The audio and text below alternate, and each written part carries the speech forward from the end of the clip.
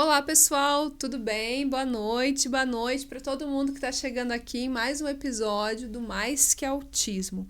Se você ainda não me conhece, eu sou Kelly Varela, sou produtora de conteúdo aqui do Mais Que Autismo, sou também professora de teatro para crianças, adolescentes e adultos neurodivergentes. Neurodivergentes aí a gente inclui aí TEA, TDAH, altas habilidades, superdotação, aqui em Curitiba. Trabalho também com essa parte de consultoria para pais que recebem o diagnóstico e que querem estimular seus filhos além do que já é estimulado, né, nas terapias. Porque eu sempre falo, quem que é o mais interessado no desenvolvimento dos nossos filhos? É a gente. Então, quando você, que é pai e mãe, sabe aplicar dentro de casa, na sua rotina, recursos para estimular o desenvolvimento do seu filho, isso vai ser, olha, um salto mesmo e a criança vai ter muito mais chances de potencializar ali o seu desenvolvimento, tá bom? Então, quem quiser saber mais sobre esses pontos que eu trabalho aí, é só me mandar uma mensagem aqui nos comentários. Gente, e aí eu quero pedir para que você também se inscreva no canal, para que você deixe seu like nesse vídeo, para que você compartilhe ele com outras pessoas. Porque assim é uma forma de você, que está aí, ajudar a gente aqui a continuar nosso trabalho e também de ajudar as pessoas que precisam de informação. Tá? E hoje o nosso assunto vai ser muito voltado para a questão da escola, dos professores, como que a escola tem que agir com relação às crianças neurodivergentes, como que é a questão do PEI, como que é a questão do desenho universal da aprendizagem, como que esse aluno que ainda não tem um laudo, esse professor, como que ele vai olhar esse aluno. Então a gente vai trazer aqui muitas questões relacionadas à aprendizagem, ao aluno na escola e como que esse professor tem que agir com este aluno. Para isso, hoje eu chamei a Suelen Souza, que ela é neuropsicopedagoga, tá? E que ela vai explicar pra gente todos esses pontos e muitos outros que a gente vai abordar aqui essa noite, tá bom? Então, agradecer você que vai ficar com a gente aqui até o final desse episódio, tá? Agradecer pelo seu like, por compartilhar esse vídeo com outras pessoas, por deixar aqui pra gente um comentário, tá bom? E quero agradecer a nossa convidada de hoje, que é a Suelen Souza. Obrigada por ter vindo aqui conversar com a gente, por ter aceito o convite. E Suelen, eu já quero pedir assim para você se apresentar, dizer no que você trabalha, com que público você trabalha, onde que as pessoas te acham. Boa noite, Kelly. Queria agradecer imensamente, né, pela oportunidade de estar aqui compartilhando com vocês um pouquinho de conhecimento. Então, eu sou a Suelen Souza, sou psicopedagoga clínica e institucional, né, e trabalho atualmente no Espaço Mais Afeto, em Araucária. Hoje eu atendo um público de crianças de 6 a 14 anos, né? Dependendo ali das questões, a gente consegue trabalhar com os adolescentes também, então. Atendo um público de TDAH, TEA e altas habilidades, né? Então, o meu trabalho, ele é voltado para crianças neurodivergentes. E aí você falou que você é neuropsicopedagoga, né? Então eu já falo que esse nome ele é bem grande. Então, para as pessoas entenderem o que é o neuropsicopedagogo, é um psicólogo, é um professor, é um pedagogo, como que é a formação, qual que é a área de abrangência desse profissional, assim? Então, nós temos a psicopedagogia, que pode atuar tanto em escolas quanto em clínicas, e o neuropsicopedagogo, que atua em clínica, fazendo essa parte da neurociência voltada para a aprendizagem, né? Essa questão mais neurológica, falando assim, né? Então, entender os processos de aprendizagem dentro da questão do cérebro mesmo, né? Entender, então, essas nuances que a gente tem de aprendizagem da criança, detectando, então, ali algumas dificuldades e transtornos. E aí, dentro da escola, é comum a gente ver um psicopedagogo dentro da escola? Não é tão comum, né? Geralmente a gente vê o pedagogo. E o psicopedagogo, ele, em algumas escolas a gente até já encontra, né? E o papel do psicopedagogo é acompanhar as crianças que têm a questão também da dificuldade de aprendizagem e dar suporte ao professor. Então, dentro da escola, o psicopedagogo tem esse papel com os professores, não diretamente com a criança. E o psicopedagogo clínico, ele atende a criança. Essa é a diferença entre as duas, né, nuances ali da profissão. Então, a gente chegou no nosso público-alvo do assunto de hoje, que são os professores. E que eu vejo que é um profissional que ele ainda fica muito perdido no como lidar, como trabalhar com uma criança que vem com demandas diferentes do público que a gente tem. Então, a maioria vai ser público típico, mas a gente tem aí os neurodivergentes, a gente tem as pessoas com deficiência, com vários tipos de deficiência hoje. E aí, esse professor é né? Então, como que esse professor como que deveria ser no mundo real, né? No mundo ideal e no mundo, como que é no mundo real, como que você vê assim esse professor hoje dentro da escola? O mundo ideal, um mundo, né, de fantasias, a gente pode dizer assim, né?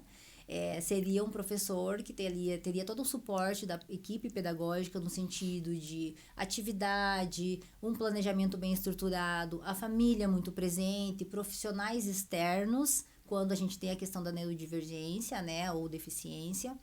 Então, e para os alunos típicos, esse suporte pedagógico vindo, então, da psicopedagoga da escola, da equipe toda ali que vai fazer esse suporte. Então, orientadora, em algumas escolas a gente encontra psicólogas, né? Então, depende muito de escola para escola, e aí a gente tem ali diversos profissionais que dariam esse suporte ao professor.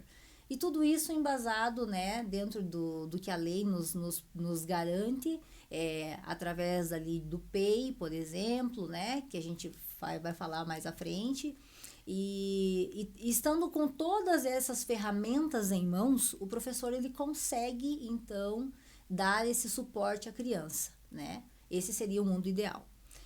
Porém, o que a gente vê hoje? Né? A gente vê professores com salas ali com 25 ou 30 alunos, 3 a 4 alunos ali com laudo já fechado, alguns com laudo ainda inconclusivo, e a gente percebe professores cansados e perdidos. Né? Essa é a realidade que a gente encontra hoje nas escolas. É bem comum a gente ouvir a frase, né? Mas eu sou uma para atender, você falou 30, mas escola pública, se a gente for lá, é 38, 40 alunos, né? Eu sou uma para atender todos eles, e como é que eu vou dar conta? Porque não tem esse suporte de alguém que te auxilia ou que te oriente na parte do conteúdo, da adaptação curricular mesmo. E também, esse professor geralmente está com 3, 4 alunos ali neurodivergentes e ele está sozinho. Porque muitos não têm um professor de apoio. O professor sozinho, ele vai precisar dar conta de tudo, né? Recorrendo ali a parte da equipe pedagógica, pensando muito nessa questão de planejamento, né? Precisa ter um planejamento muito bem estruturado, enquanto não consegue essa professora de suporte de apoio, né? Porque dentro de uma sala de aula com 38, 40 crianças, um professor sozinho, ele não vai conseguir atender a todos de forma universal, né? É até desumano a gente dizer que um professor vai conseguir dar conta dessa quantidade de crianças com a necessidade individual de cada um. Então, seria um mundo utópico, né? Uma realidade utópica que a gente tem hoje aí, de que a escola dá conta de incluir todos da mesma maneira. Não está acontecendo, a gente percebe que não é uma realidade que está sendo possível de ser executada dentro da escola, né? E aí, eu acho que a gente pode até adentrar ali na questão do desenho universal, da aprendizagem. Você explicar pra gente o que é e como que ele vai auxiliar esses professores, porque aí eu não sei se o desenho universal vai abranger isso também que eu vou falar aqui agora. Porque até o 5º ano, que é o ensino fundamental 1, até esse professor ele tem uma vantagem de criar mais vínculo com essa criança, porque ele vai estar todos os dias, quase a manhã inteira ou quase a tarde inteira ali com aquela criança. Quando a gente vai para o ensino fundamental 2, essa criança passa a ter muitos professores, e esses professores convivem muito pouco com cada uma dessas crianças, porque são poucas horas ali durante a semana.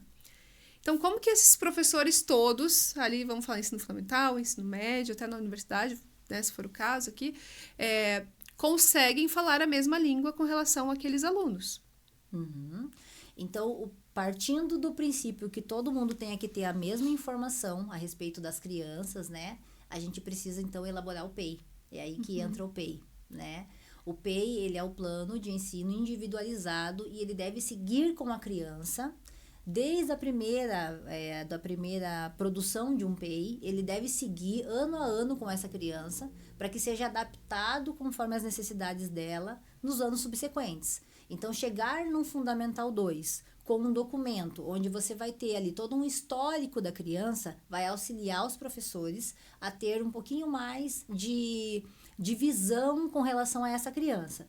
Então, a gente pode utilizar o PEI como algo de suporte aos professores. No entanto, a equipe da escola precisa estar alinhada. Então, o que o professor de educação física percebeu durante as aulas dele pode ser muito bem usado para o professor de português, por exemplo. Mas de que maneira? Então, pensando numa atividade ali um pouquinho mais de movimento, se for o caso da criança gostar mais dessa questão do movimento, utilizar estratégias que tragam o movimento para o ensino da língua portuguesa. Ou percebe-se que a criança tem mais facilidade na questão visual, então trazer mais o professor de artes, por exemplo, percebeu, né? Essa questão dessa parte artística mais aguçada. Então, trazer essa parte também para as outras disciplinas, fazendo a interdisciplinaridade, né? Percebendo ali que a gente precisa ter uma fala única entre os professores e o professor precisa conhecer o aluno que tem dentro da sala. Por mais que seja 50 minutos, né, de aula, 45, né, que seja, o professor ele precisa conhecer o aluno que ele tem dentro da sala para a gente não ter só uma avaliação baseada em números, né? A criança ela precisa ser avaliada no integral, então ela precisa ser avaliada na sua plenitude e a gente não pode nos basear somente por provas numéricas, né? Que não vai estar dando ali suporte suficiente para a gente dizer se aquela criança aprendeu ou não aprendeu. Se naquele momento para ela estava muito difícil, alguma coisa que desregulou, por exemplo, tem que ser levado em consideração, né? Então tem que ter esse olhar mais amplo, né? E aí vem outro ponto. Quem que faz esse PEI? É o professor, é o pedagogo, é o pai que vai lá e pede, porque muitas vezes as escolas nem falam do PEI pro pai, tá? Então, tem gente que nem sabe, vai me dizer o que é o PEI, né? Meu filho tem direito, não tem direito. A escola falou que ele não precisa, né? Então, quem que faz e se todo mundo realmente precisa? No mundo ideal, né, Kelly? Todo mundo tem direito ao PEI, né? Porque eu posso aprender de forma auditiva, você visual.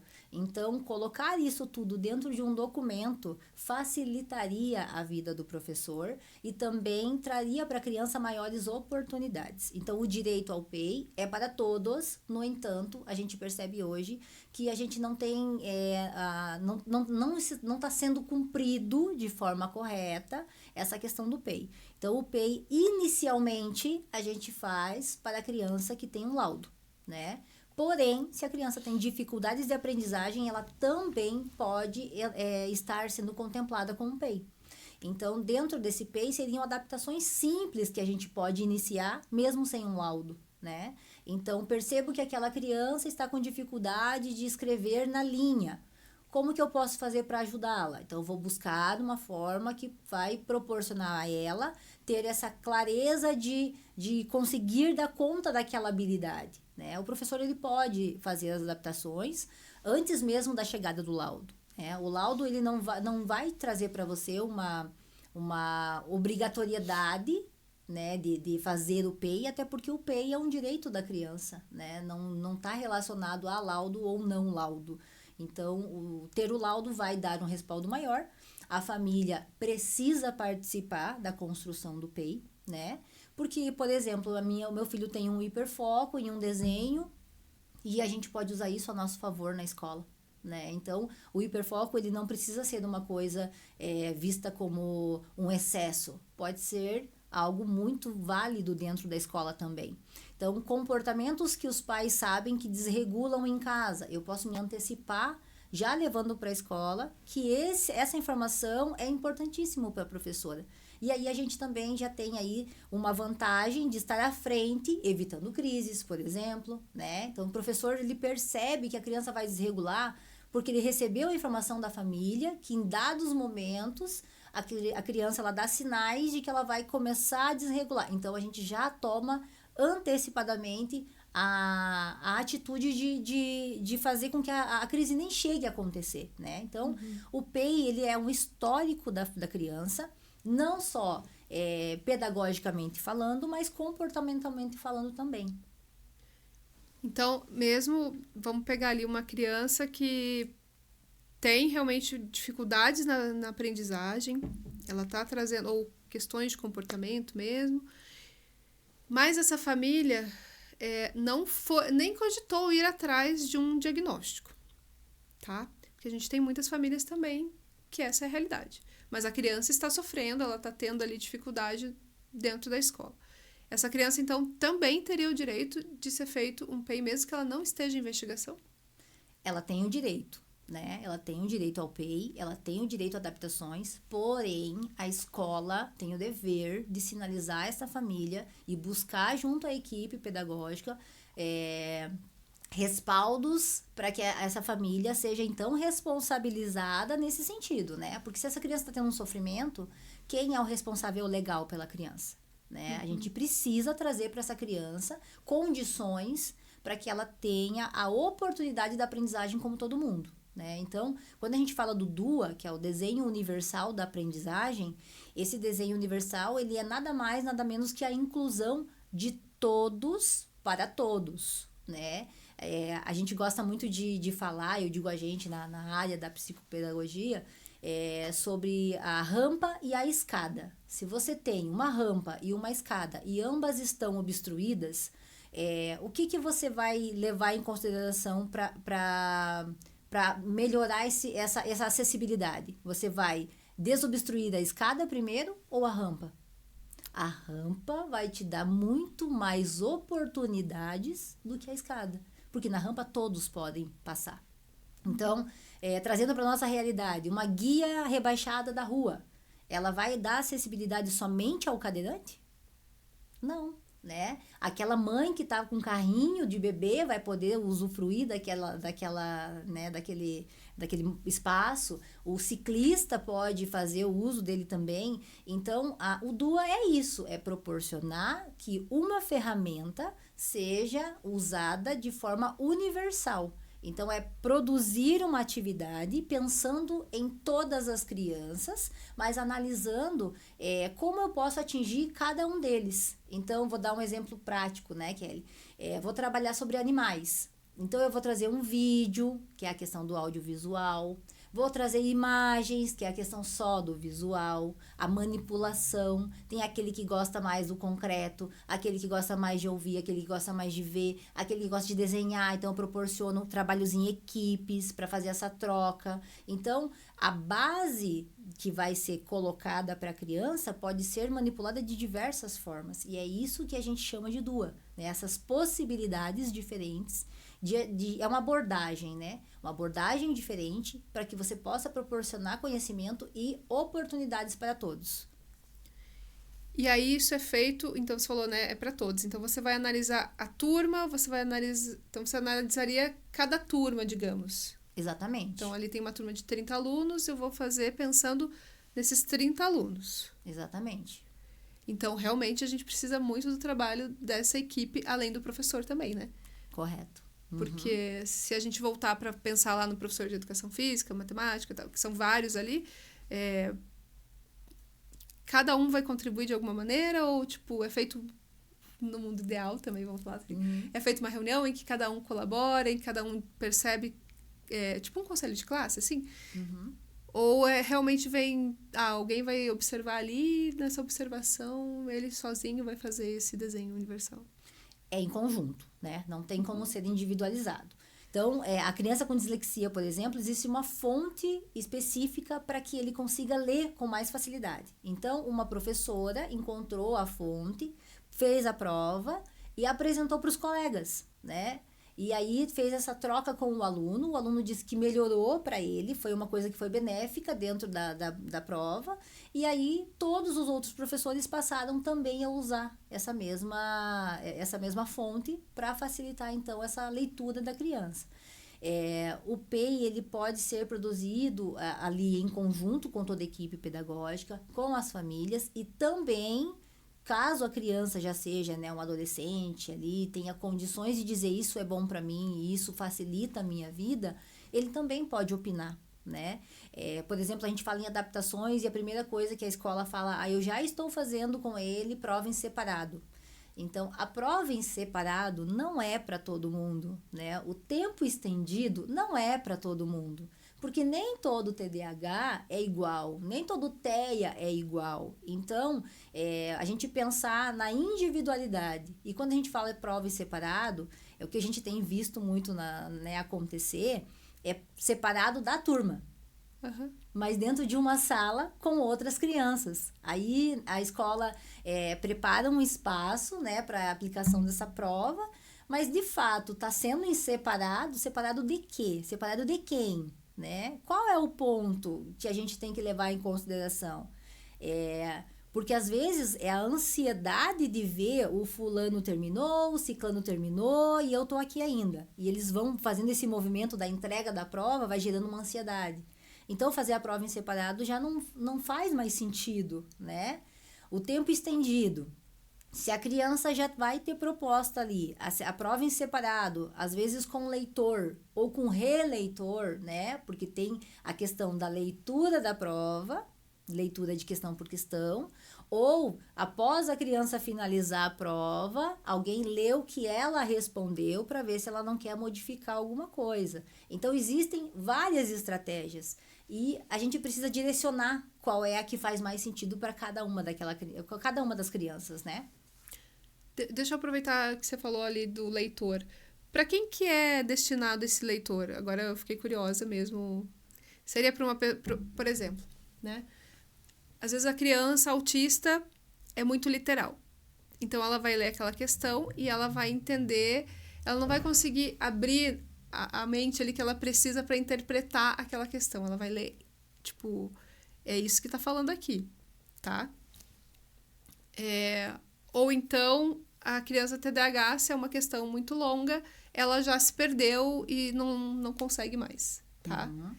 Então, para quem que é destinado, agora que você falou disso? Em geral, para quem tem dislexia, né? Dislexia, porque o prejuízo na questão da interpretação, né? Dependendo do grau ali, o prejuízo é muito grande para a leitura. Quando a gente tem a questão da literalidade, né, no autismo, a gente pensa na prova adaptada para que isso não ocorra, né? Você não vai colocar, por exemplo, uma imagem de emojis numa prova para uma criança autista, porque realmente ele vai ter que analisar o sentimento que aquele emoji está expressando. Então, se você não trabalhou isso com ele, não vai fazer sentido na cabeça dele, né? Então, a prova tem que ser adaptada para a realidade daquela criança. Então, o TDAH, textos longos, não vai dar conta. Então, a gente já sabe disso, a gente já reduz o texto, né? Outra coisa que a gente coloca sempre ali, que a gente vê nas provas, é o em negrito, né? Uhum. O professor coloca em negrito o que ele espera que a criança faça. Então, já reduz o enunciado, já sinaliza ali com a letra em negrito o que se espera da criança. Porque a prova, ela não pode ser um gerador de ansiedade. A criança tem que estar segura para fazer, né? Porque nada mais é do que uma atividade que vai trazer um número. Mas esse número, de fato, corresponde ao que ela teve ali de aprendizado? Ou foi aquele momento, ou a forma como eu conduzi, ou a forma como foi colocada para ela aquela prova que não ficou clara? Então, a gente tem que levar em consideração, né? Precisa pensar nessa criança de forma integral. Claro, não vou fazer uma prova para cada criança, não é isso que eu estou dizendo, né? Mas eu preciso pensar essa universalidade, nessa integralidade, nessa questão de ter ali uma clareza dos meus objetivos enquanto professor. O que eu estou avaliando? Faz sentido eu pedir para a criança fazer uma atividade só porque numericamente eu quero que ela tire ali um 10? Né? Então, eu preciso pensar na atividade que faça sentido. E dentro disso, um enunciado que seja colocado de forma prática, que a criança entenda o que eu estou pedindo. Essa questão também eu vejo escolas fazendo muito isso de separar as crianças para fazer a prova em uma outra sala. E geralmente é bem isso que você falou, vai todos os neurodivergentes para lá, né? E também escolas que deixam aí a prova muito fácil. Tipo, como se aquela criança não fosse capaz de responder, não pudesse ter um nível de dificuldade. Porque até às vezes quando a gente fala assim, para algumas pessoas pode parecer, mas você está querendo facilitar a vida, ou deixar mais fácil para ele, daí na prática depois como é que vai ser a vida dele. Vai várias indagações disso. Então, na verdade, quando a gente fala adaptação, é porque eu sempre gosto de falar, né? Pessoa com deficiência, ou pessoa autista. Vou dar o meu exemplo como pessoa com deficiência visual. Eu não vou conseguir ler se trazer ele uma fonte pequenininha. Não adianta, eu não vou conseguir ler. Eu não vou conseguir ver um filme que a professora está passando lá com legenda. Não vai. Então, o que eu preciso? De uma prova ampliada para eu conseguir estar de igual para igual, porque daí eu tenho o mesmo recurso. Eu tenho a mesma... o conteúdo está sendo adaptado para mim. Então, isso não é facilitar a minha vida. Exatamente. É te proporcionar, né? É me dar a capacidade de conseguir fazer igual outra pessoa. Exatamente. Né? Então, às vezes eu acho que as pessoas interpretam ainda o PEI como algo... tá querendo deixar mais fácil no sentido, sabe? O PEI, ele vai trazer facilidades, é uma ferramenta, né? Porque quando você tem um plano bem estruturado, você não vai se sentir perdido, né? Você tem um plano bem estruturado, você vai dar sequência para aquilo e você vai conseguir visualizar, ele é visual, né? Você consegue ter ali um parâmetro de onde eu estou, para onde quero ir, até onde cheguei. Então, o PEI tem essa função, né? E a adaptação, a gente escuta muito isso, né? Mas você quer facilitar a vida dele? Ou as próprias crianças falam, o meu amigo faz prova separada, a prova dele é mais fácil. E a gente escuta muito até às vezes do neurodivergente que recebeu a prova, fala assim, não, minha prova é mais fácil, porque é adaptada. Então, como se isso tirasse dele a capacidade, né? O mérito de conseguir, né? E não funciona assim, não é esse o objetivo. Então, o fato da gente colocar uma adaptação, não é que a gente está facilitando, mas é porque a gente está oportunizando. Então, quando a gente quando você vê uma criança tirando uma nota acima daquilo que era a média que ela estava acostumada a tirar, isso estimula ela, isso dá para ela assim, uma segurança de eu posso, eu consigo. E é isso, né? Porque não é sobre um 10, mas é sobre você mostrar o seu potencial, mostrar que você consegue, você ter essa oportunidade mesmo, né? De mostrar o teu potencial. E buscar essas habilidades, fazendo a análise dessa prova baseada nas habilidades que o meu aluno tem. Então, se ele é bom no desenho, por que não eu colocar ali, desenhe, né? Use das suas habilidades que você tem mais facilidade para trazer o conhecimento. Então, por isso que eu gosto muito, né? Quando a gente vai fazer estudo para prova orientação, eu falo para as crianças, usem o mapa mental, né? Desenhem, use isso a seu favor, né? E eu tenho visto muitas crianças e escolas usando o mapa mental para fazer o estudo. Eu acho muito interessante, porque você tá já fazendo ali, uma ferramenta, né? Que a gente pode colocar dentro do DUA, né? Proporcionando para as crianças uma forma diferente de aprendizagem, que não está relacionado a quanto ele escreveu. Porque escrever, copiar do quadro, não garante conhecimento. Né? Então, a gente precisa ter esse olhar. A criança precisa produzir. E quando ela está copiando, ela tá sendo copista. Ela consegue. Ela está no ato mecânico só, Exatamente. Né? O que ela aprendeu disso? Né? Então, não é o caderno completo que vai garantir a aprendizagem, né? No sentido de cópia. Então, pensar que a criança pode produzir de diversas maneiras, com recorte, com teatro, por exemplo, né? Por que não proporcionar também esse tipo de atividade dentro da sala? E eu nem estou falando aqui de professor de educação física, de arte, professor de história, né? Vestir um personagem para dar uma aula, né? O quanto que a gente precisa ter essas habilidades, né? Enquanto professor. Que o professor que entra em sala, abre o livro, fala página 56 e vamos lá, ele não cativa essa criança. E a primeira coisa que a gente precisa para a criança aprender é vínculo. Sem vínculo não há aprendizagem, né? Então o professor ele tem que ter essa questão do vínculo com a criança. Então, a criança que ama o professor, ela ama a matéria que ele dá. Ela ama a disciplina, ela ama o conteúdo, ela ama aquilo. Porque ela vê uma figura que ela tem admiração, né?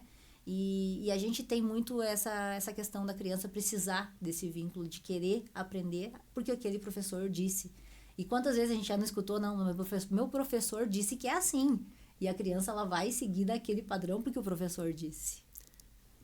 Eu sou prova disso, assim. Eu lembro que eu tinha professora de matemática que foi do 5º ao 8º ano.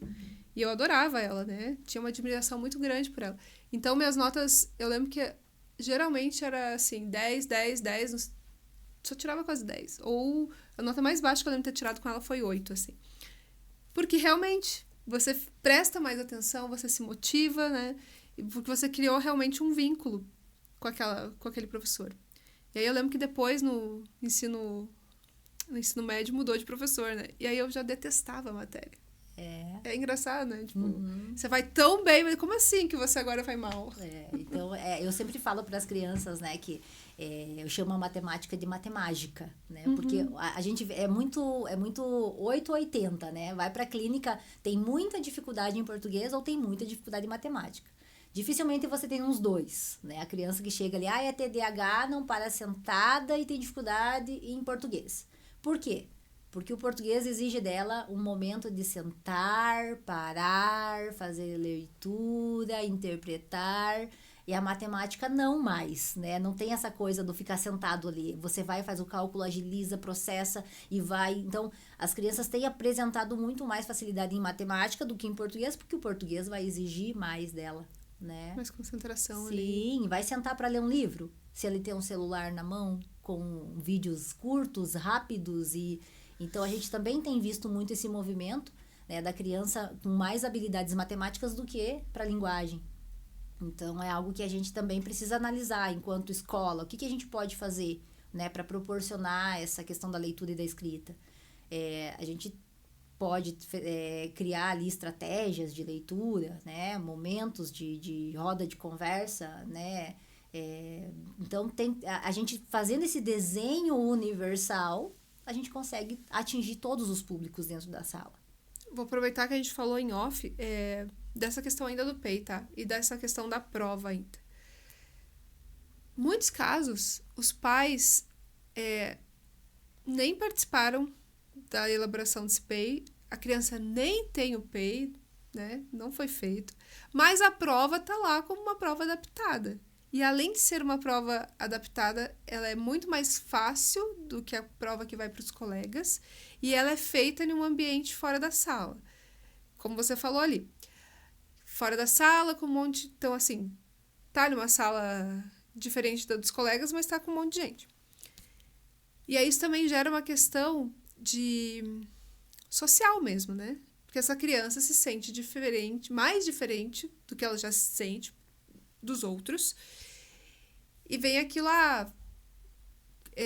tá saindo porque vai ser mais fácil, ou sabe, essa coisa que pra criança, ou principalmente para adolescente, né, em determinado ponto ali, é constrangedor, eu acho até.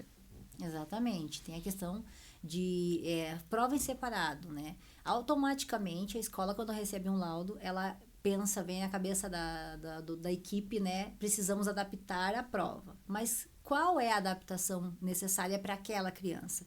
Então, pensando num adolescente, o constrangimento de sair da sala acaba sendo, em alguns momentos, até maior do que ficar na sala e o sofrimento de estar ali, né, naquela pressão.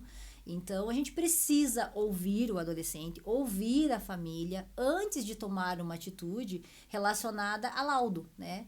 O laudo, geralmente, ele vem ali com algumas orientações, mas essas orientações são gerais, elas não são específicas. Porque a gente tem que pensar que o neurologista que assinou, ele teve 50 minutos, 1 hora, né, com a família, ele vai receber o laudo neuropsicológico, com todos os testes que foram aplicados, os resultados quantitativos e qualitativos, tabelas e mais tabelas, e ele vai entrar ali num diagnóstico, né? Vai assinar esse diagnóstico, se ele concordar, medicar caso seja necessário, mas ele não teve esse acompanhamento com a criança. Então, quem melhor do que a família e a própria professora para dizer quanto dessas orientações são cabíveis para aquela criança e quantas não, né? E no caso do adolescente, ouvir o adolescente. A gente passa ali por clínica, né, nas questões de atendimento com alguns adolescentes, e eles falam, né, eu não quero sair da sala, eu não me sinto confortável saindo da sala. A prova adaptada, ela não precisa ter esse estigma de tem que ser mais fácil, não tem que ser mais fácil. Ela tem que ser reduzida para aquele aluno que tem dificuldade de leitura, ela tem que ser com letra diferenciada para o aluno que tem dislexia, ela tem que ser redução de questões para o aluno que tem ali o TDAH na questão de desatenção ou a hiperatividade, caso para caso, né? Então, a gente precisa olhar para a criança para pensar nessa avaliação de fato. E não simplesmente pegar um laudo e falar, não, precisa adaptar dessa maneira porque está escrito aqui. A gente tem que deixar de ser tão literal também, né? Então, vem um documento e a gente precisa analisar o que podemos adaptar da melhor maneira possível, porque a gente precisa pensar. Quem vai ser beneficiado é o aluno. É para ele que a gente faz todo esse trabalho de fazer ali a avaliação, com o neuropsicólogo, todo esse caminhar, né? Então, a família precisa estar a par, precisa também estar dando ali as orientações para que a gente faça um trabalho de fato que tenha resultado. Uhum. E quando... Agora vamos pensar. Vou dividir por diagnóstico agora aqui pra gente, ou por condição, no caso de superdatação, só pra gente aprofundar um pouquinho neles, assim, dentro da escola. Então, o aluno TDAH, eu vejo que ele acaba sendo um desafio maior ainda para esse professor, tá? Nem tanto o perfil desatento, mas o perfil ali hiperativo, né? Então, as questões, por exemplo, que vem lá, que colocam, que o Mateo colocou, que o médico colocou, né, de algumas adaptações simples para que ele se acalme um pouco. Isso entraria no PEI?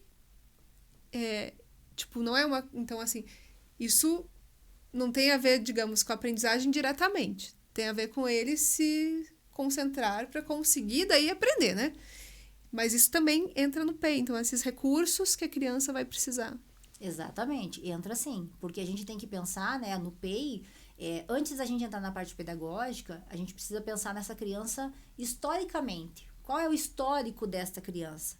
E é importante que a família esteja presente, porque é ela que vai poder nos dar ali alguns indícios do que a gente pode adaptar que seja mais confortável ambientalmente, né? Tem questões sensoriais, tem as questões do barulho, né? Porque a escola pode perceber que aquela criança desregula mais próximo ao intervalo, por conta mais próximo ao sinal.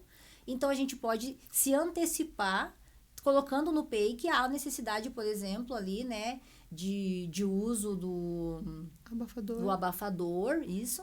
Então, a gente precisa estar atento, né, para saber de que maneira a gente pode ajudar essa criança a se sentir confortável. Porque se você está desconfortável num ambiente, qual é o foco que você vai ter? Qual é a atenção que você vai ter? Então, não é só a questão da adaptação em atividade, em tarefa, mas ambiental também, né? Se for necessário ali brinquedinhos para que ela fique, né, manipulando, para que ela se perceba, se autorregule, por que não, né? mas vai de caso para caso. Existem algumas crianças que precisam, que tem a questão das pernas, que ficam agitadas, né? Já existem umas borrachinhas que você coloca na carteira para que ela fique ali manipulando.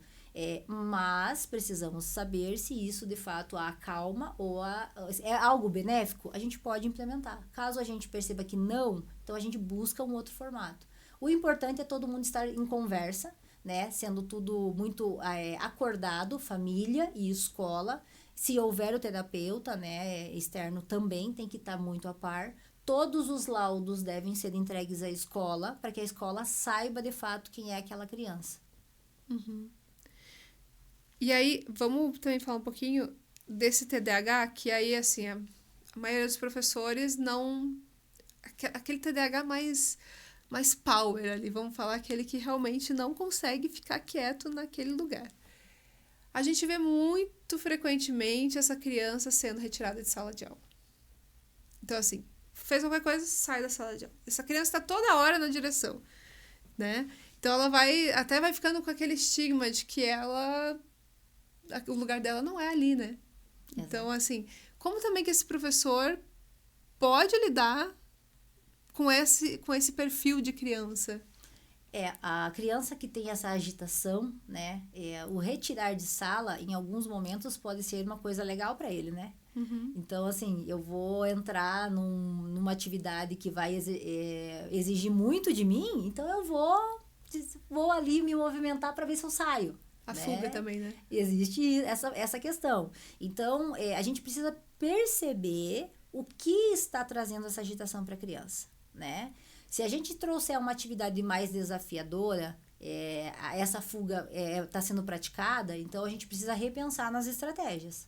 Então, existem formatos de atividades que vai prender a atenção dele. Por que não usar alguma coisa que ele gosta muito, né? Ou, por exemplo, terminou a atividade ou nem terminou essa atividade, né? Você começou a se movimentar, chamar essa criança, fazer junto com ele. Claro, a gente sabe, nem sempre isso é possível, né? Mas buscar estratégias para regular essa criança, para a gente poder ter, então, esse comportamento mais equilibrado, né? O retirar de sala para TDAH é um presente, né? Uhum. Que bom que eu vou dar uma voltinha, que bom que eu vou tomar uma água, eu vou passar lá, dar um oi para não sei quem, e daqui a pouco ele volta para a sala. Na hora que ele não quiser mais ser colocado ali naquela atividade, ele vai novamente fazer esse movimento. Então, em alguns momentos é benéfico, sim, né? Para ele também se regular. A saidinha, por exemplo, em alguma atividade muito desafiadora, uma prova, por exemplo, se ele quiser sair um pouquinho para voltar depois, um pouquinho mais tranquilo, tomar uma água, coisa do tipo, ok, né? Mas durante o processo da sala de aula, da aprendizagem ali, ele ficar saindo, não é legal, né? Então, mandar para coordenação, para ele, em alguns momentos, vai ficar até legal esse movimento, né? Eu vou dar um exemplo de uma criança, né? Ela até menina, 9 anos, na sala de aula, e aí o combinado com ela era: sempre que você quiser, que você se sentir desconfortável, você pode sair e tomar um arzinho.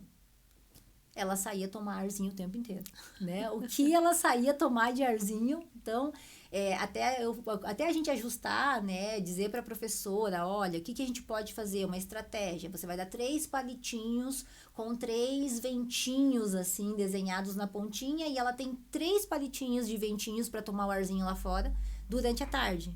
Então, que momentos ela vai conseguir administrar isso e saber, né? Se eu usei a minha fichinha agora, depois eu vou ter menos uma para usar. Então, essas estratégias, elas devem ser usadas a favor do professor e também da criança, né? Principalmente da criança. Eu vejo que estou fazendo especialização em aba. E muita coisa mesmo que, se a gente soubesse utilizar da análise do comportamento dentro de sala de aula, a gente conseguiria evitar muitas situações desgastantes, tanto para esse professor quanto para essa criança, né? E não estamos falando de treinar, porque as pessoas, às vezes você fala em análise de comportamento, as pessoas já vão só para o análise de comportamento experimental de 50 anos atrás, né? Exato. E as coisas evoluíram. Mas isso que você falou do palitinho, né? é uma questão de... Ela vai controlar, ela vai saber. Ela tem que ter um determinado comportamento para ter aquela recompensa, né? Exato, Então, assim, exatamente. eu vejo que talvez falte também um pouco de informação para esse professor que está trabalhando, de como utilizar dentro da sala de aula, sabe? Porque o professor hoje ele tá muito focado no conteúdo, né? Eu preciso passar esse conteúdo, eu preciso dar conta disso, daqui a pouco tem prova, e aí aquele looping infinito de coisas acontecendo. E aí a gente acaba pensando, né? Ela não deu conta do conteúdo que eu tinha que dar conta em sala. E aí a gente acaba deixando para trás coisas simples que facilitariam todo o nosso trabalho. Então, é uma outra situação que eu recordei aqui também, é da literalidade, né? O professor entrou em sala, professor de redação, a criança, né, já com também dificuldades motoras, e isso estava escrito, inclusive, no relatório entregue pela TO, que a rigidez, né, muscular da mão era uma coisa que trazia muito desconforto para o paciente. E aí, eu fiz uma carta de apresentação, coloquei esse laudo para que os professores tivessem acesso. E aí, o professor de redação entrou e falou que teria que fazer uma redação de 25 linhas. O paciente, né, o meu paciente, o aluno na época, entendeu que ele teria que fazer 25 linhas. Ele não entendeu que era um texto, ele não entendeu mais nada, ele só escutou 25 linhas e a preocupação dele era o tanto que ele teria que escrever. Então, a forma como a gente passa a informação para a criança, né, também tem que ser pensada. Então, você precisa fazer 25 linhas. O que significa as 25 linhas? Você está focado nas 25 linhas ou no conteúdo que vai ser produzido ali?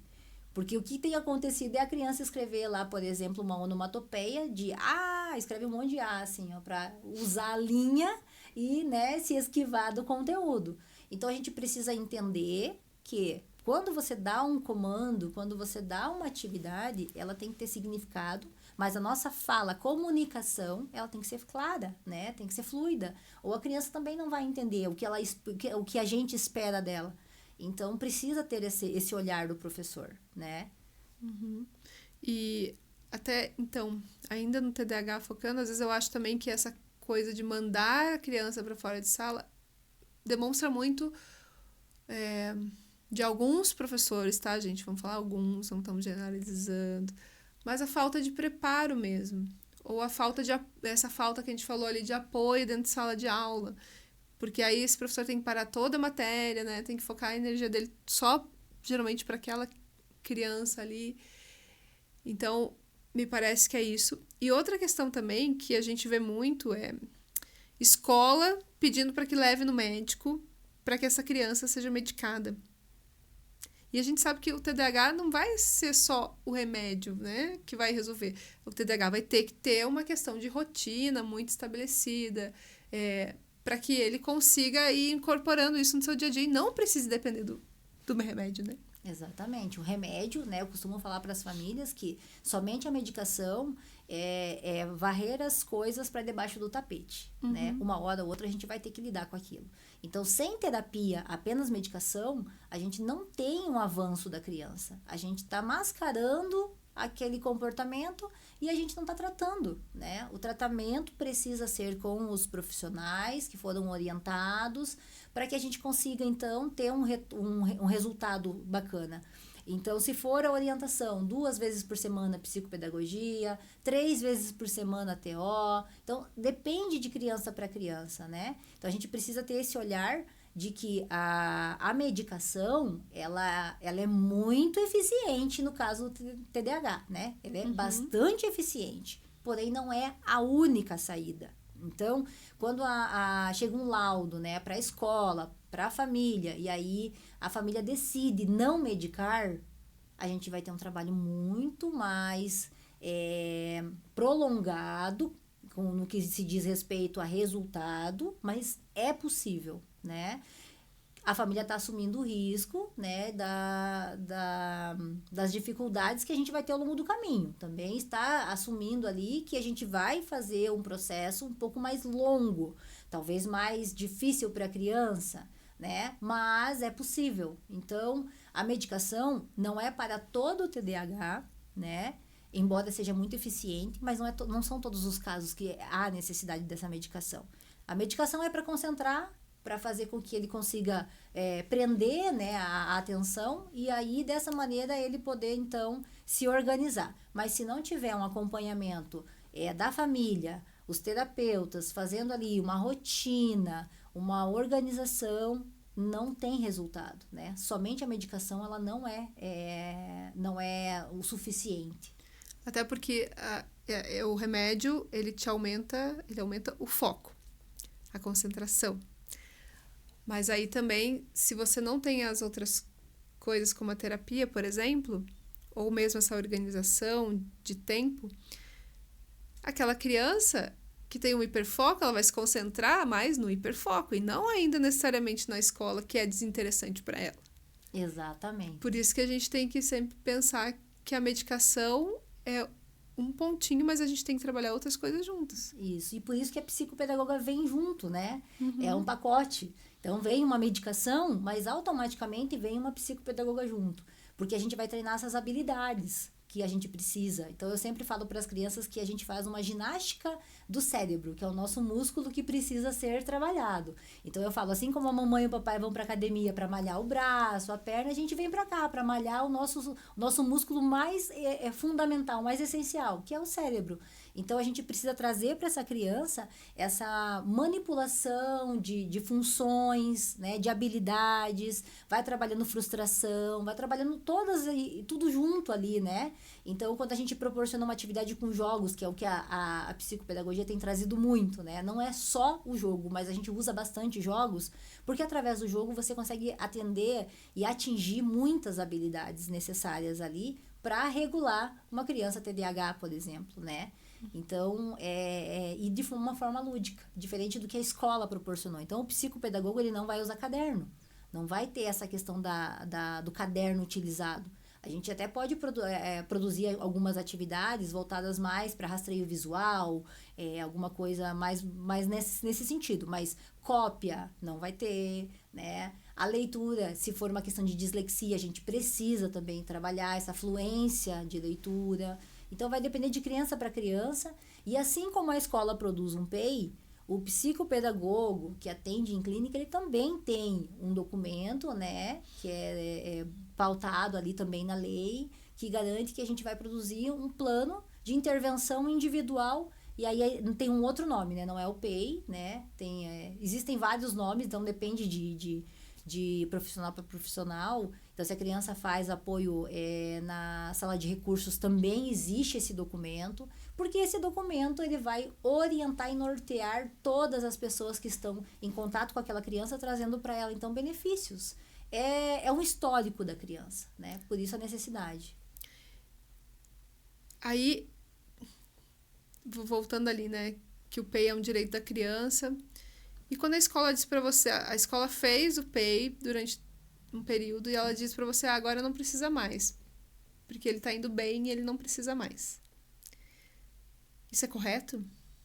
Ou ele teria que ter, mesmo que não tivesse tendo tantas demandas, continuar tendo um PEI que fosse registrado, que agora ele estava dando conta melhor e tal?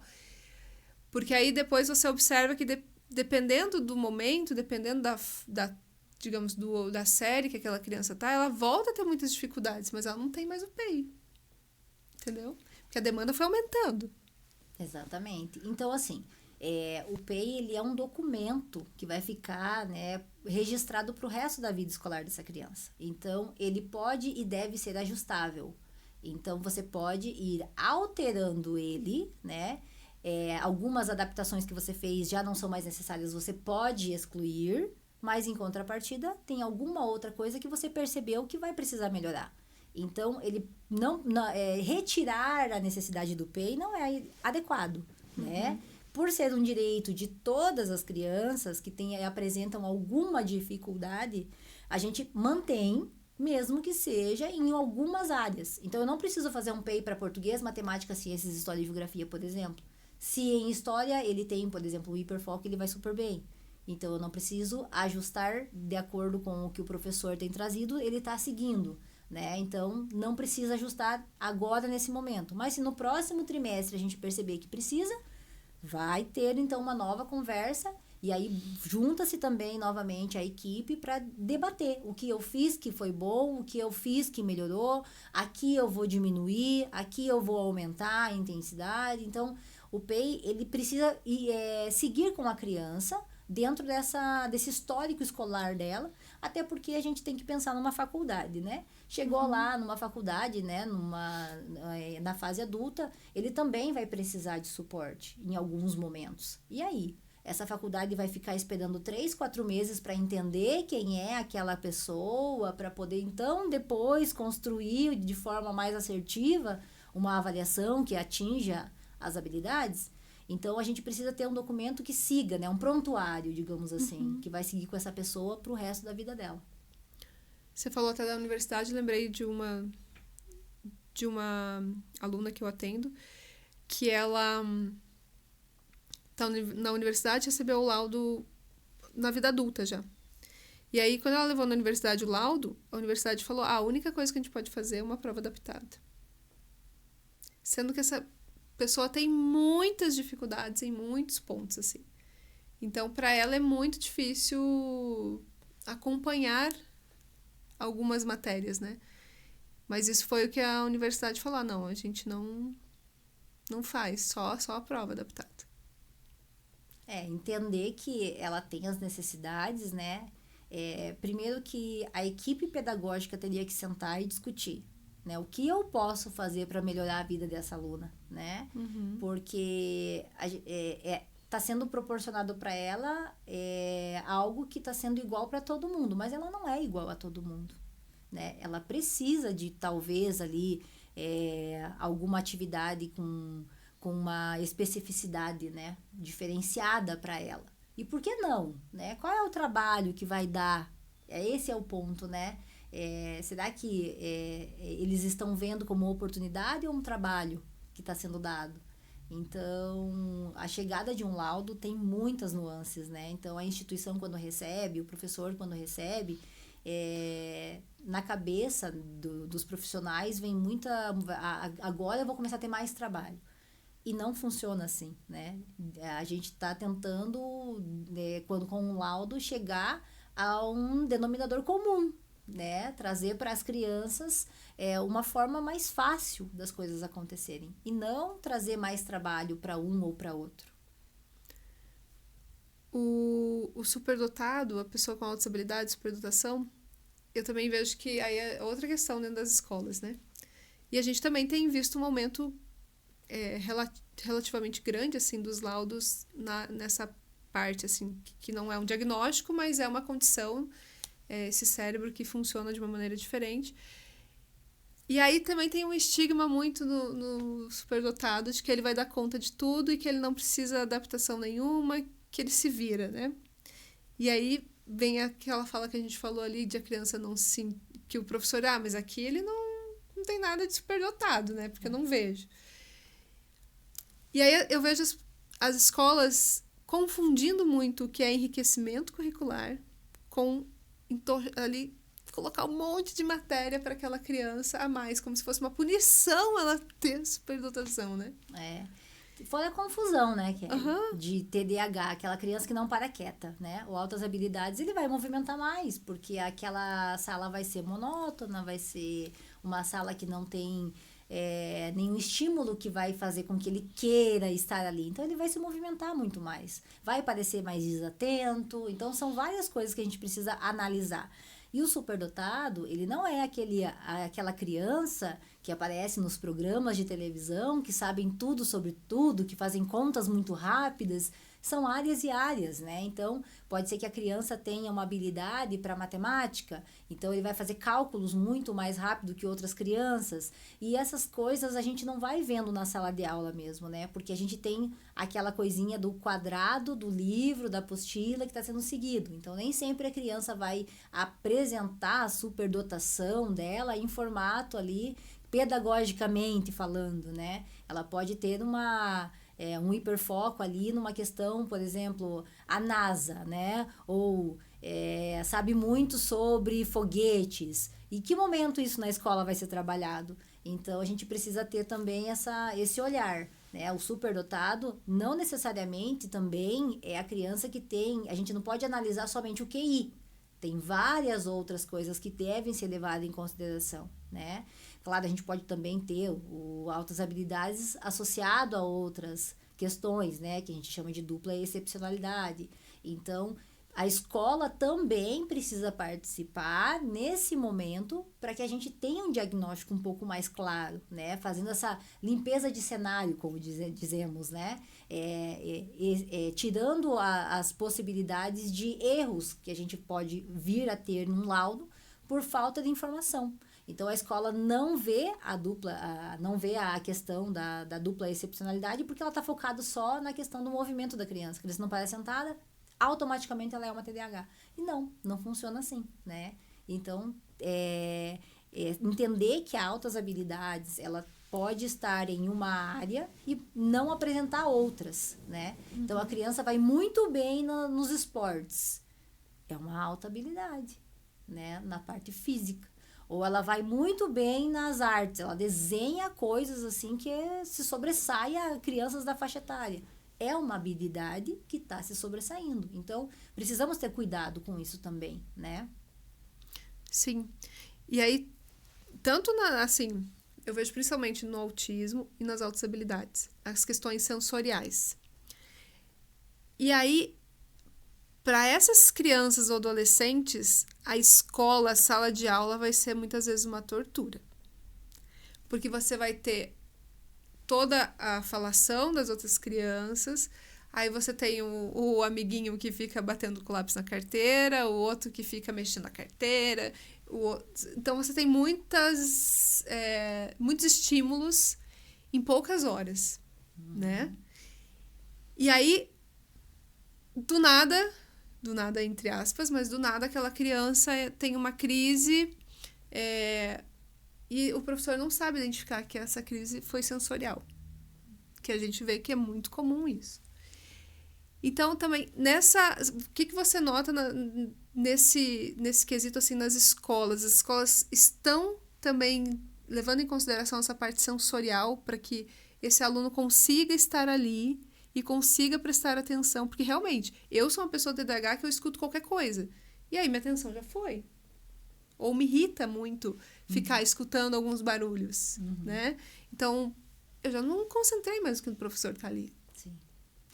A questão também desse cansaço também, né? Mental. Cansaço. A gente pensa no transtorno sensorial e a gente falta informação, né, Kelly? Falta muita informação sobre o que seria essa questão do transtorno do processamento sensorial.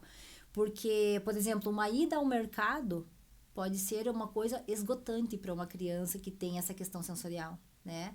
O movimento das pessoas pode trazer um esgotamento e isso vai apresentar questões de desregulação emocional. Então, a criança vai chorar, ela vai ficar cansada. Então, dentro da sala de aula é aquele movimento constante, né? É um que entra, um que sai, é o amigo que fala, é o que bate na carteira, é o que cutucou, é o que passou do lado, é a porta que bateu, é o som do sinal tocando. Então, olha quantos estímulos a gente tem, né?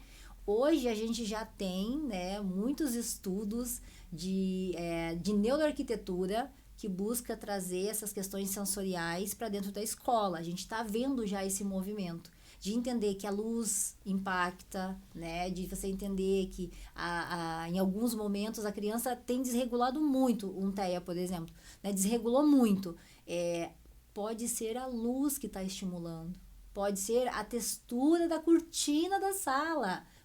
Parece absurdo, mas não é, né? Então, cada um tem um funcionamento neurológico diferente, né? Recebe as informações do ambiente de forma diferente e a gente precisa respeitar.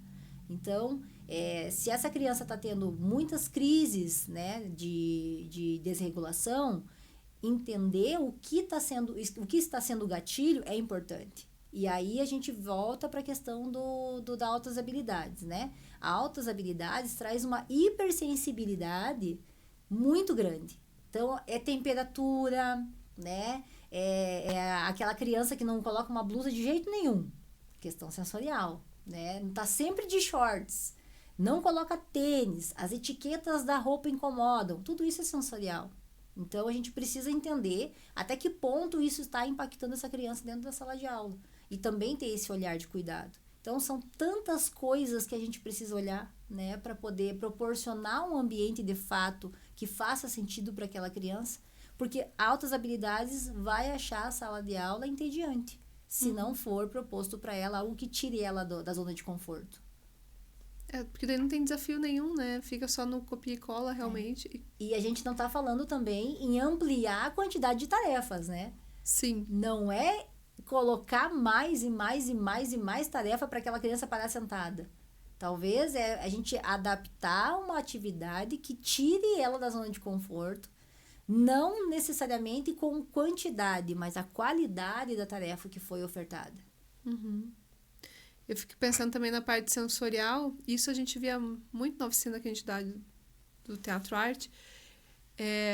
Quando você vai para aula de artes. E aí você fica exposto a muitos materiais diferentes. Uma tinta, uma massinha, uma argila, ou um giz diferente ali, né? E aí tem crianças que não conseguem, mas não conseguem nem por 5 minutos ter contato com aquilo, assim. Então, também vai muito mesmo desse olhar desse professor, tá, ela não consegue com isso, mas com o que ela consegue, né, Suelen? Exato. Então, vou substituir por algum outro material? Ou essa criança vai perder nota simplesmente porque ela não conseguiu fazer a atividade, porque ela não consegue ficar segurando determinado material na mão, E aí que entra né? o DUA, né, Kelly? Pensar nesse material antes da gente entrar em sala. Pensar nessa proposta pensando naquele aluno que tem dificuldade, né? Então, por exemplo, tem um aluno que tem um hiperfoco na cor verde, ele quer a massinha da cor verde porque ele, né, cismou que aquela cor é a cor que é a que ele quer. E, de repente, a massinha verde já não tá, ela estragou e não tem massinha verde. Como que você vai lidar com isso? Né? É complicado. Então, você fazer uma previsão do que pode acontecer. Então, chegar na sala e falar, hoje nós iremos trabalhar com a massinha de cor amarela. Então, você está dando uma previsibilidade do que vai acontecer, que é essencial para todas as crianças, né? Para não gerar ansiedade. Então, a gente não está nem falando agora de neurodivergente, a gente está falando de criança. Trabalhar com previsibilidade é importantíssimo. E quando você planeja pensando nessa previsibilidade, você ganha como professor, a criança ganha, todo mundo tem um ambiente mais saudável para trabalhar e a gente consegue, então, atingir nossos objetivos, que é a oportunidade de aprendizagem. A questão realmente da previsibilidade é importante para todo mundo mesmo, né? Até a gente, se for pensar, a gente gosta quando vai ter uma festa, mas então, como que vai ser essa festa? Que roupa que tem que ir? Isso, qualquer pessoa vai se preparar para ir naquele evento e tudo mais. E se você pensar na aula, que dura algumas horas, né? Você também, mais ou menos, saber, agora a gente vai, sei lá, hora então, já tem lá os horários, então isso você já está previsível. Mas o que basicamente a gente vai trabalhar hoje nessa matéria, né? E isso ajuda muito, muito, muito a criança autista, que precisa mesmo entender. O TDAH para se organizar, para ter essa organização. E o superdotado também eu vejo muito no sentido de até para ele conseguir ampliar ali o que ele pode expandir desse... Administrar o tempo e tudo mais, né? E por que essas coisas tão simples não viram uma coisa, né? É a pergunta, né? Tipo, por que coisas simples que não dependem... Não depende muito de dinheiro isso. Porque a partir do momento que você pode fazer isso escrito, você pode levar cartinhas, né? Com desenhos, você pode fazer isso através de uma música, sei lá, de várias formas. Eu acho que a gente precisa pensar no planejamento de uma forma mais simplista, né? A gente acaba pensando, né? Tem aquele momento, preciso sentar, preciso planejar. E nesse momento, se você planeja com bastante possibilidades dentro da tua sala de aula, você vai facilitar teu trabalho lá na frente. Outra coisa que poderia ser legal do professor fazer durante a aplicação de uma atividade, ele vai registrando percepções que ele vai tendo. E aí, no momento que ele for sentar para planejar, ele vai lembrar, vai reler o que ele escreveu e ele vai pensar, poxa, isso aqui eu posso implementar aqui, aqui e ir melhorando, né, essa questão. Então, no momento do planejar, é que o professor vai ter ali o sucesso ou o fracasso daquela atividade, né, pensando aí na questão do todo. E então, a questão do planejamento é a chave de tudo. Planejar, estruturar, pensar, né? E a gente, voltando um pouquinho na questão da previsibilidade, quando a gente tem a tutora em sala de aula, o papel dessa tutora nessa previsibilidade é fundamental. Então, ela precisa também estar atenta ao planejamento para chegar para aquela criança e dizer, por exemplo, daqui a pouco a gente vai ter aula de redação e nós vamos produzir um texto, tá? Pronto.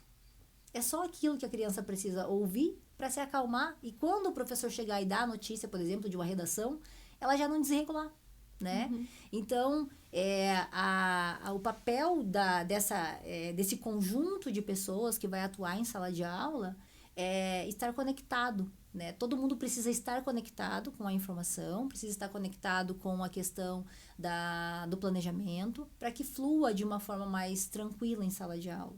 Então, planejar é a palavra-chave. Planejar, estruturar e pensar de forma universal. Você falou da tutora, pegar um gancho aí. Muitas pessoas confundem ou não sabem direito o que essa tutora vai fazer dentro de sala de aula. Então, assim, tem gente que acha que o tutor vai ter que fazer tudo pela criança. E eu já escutei pai mesmo falando que depois que mudou o tutor, porque o tutor fazia tudo por ele. E aí ele não tinha chance de também ter autonomia para aprender as coisas. Tem gente que fala que o tutor, na verdade, está ali só para acompanhar nas questões básicas da criança, mas não se interferir nesse aprendizado.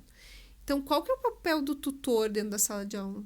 Vai depender de criança para criança, né? Uhum. Se a criança tem uma necessidade um pouco mais de movimento, a tutora vai ficar constantemente ao lado dela, né? Para se deslocar, para recortar, para escrever. Então, o papel da tutora é dar suporte. Se a criança não apresenta nenhum tipo de dificuldade pedagógica, mas ela precisa de uma tutora por conta das questões comportamentais, pensar que no intervalo você pode deixar então a criança sozinha para dar autonomia, não é correto. Uhum. Porque é nesse momento que ela vai socializar e é nesse momento que a tutora tem que estar presente. Então, a gente não precisa ter uma tutora para cada criança em sala de aula, até porque a gente teria uma superlotação de tutoras ali, uma para cada criança, não funciona. Mas, dependendo do grau, do nível de dificuldade que a criança tem, a tutora tem que estar ali presente. Então, o papel da tutora é essa previsibilidade de tarefas e orientação, para que essa criança não fique perdida, né? Fique à deriva no mar, que é a sala de aula, cheia de nuances e ondas ali para ela estar surfando. Então, o papel dessa tutora é orientação. Ela não vai adaptar tarefas, ela não vai planejar atividades fora daquilo que está dentro proposto, porque o papel da tutora é de acompanhar. Ela acompanha a criança, seja na parte pedagógica, seja na parte, então, social, né? Então, tem uma tarefa que exige o uso do concreto, ela pode orientar essa criança, ajudando, auxiliando ali nesse processo. Não há necessidade, ela não precisa sentar do lado da criança. Ela pode estar sentada no fundo da sala, por exemplo, né? E só sendo sinalizado ali a necessidade da presença dela, ela retorna, então, para perto da criança. A gente falando na questão do adolescente, né? O adolescente não se sente confortável. Chega uma certa idade que a criança já não quer mais a tutora por perto, né? Incomoda mais do que ajuda, no caso, né? E aí a gente precisa entender até que ponto essa tutora pode ir. Então, precisa, mais uma vez, a palavra é vínculo. Essa tutora precisa entender quem é essa criança. E para que ela entenda, ela precisa ter o contato com a família, para que a família passe quais são os pontos principais a serem, né, abordados de comportamento.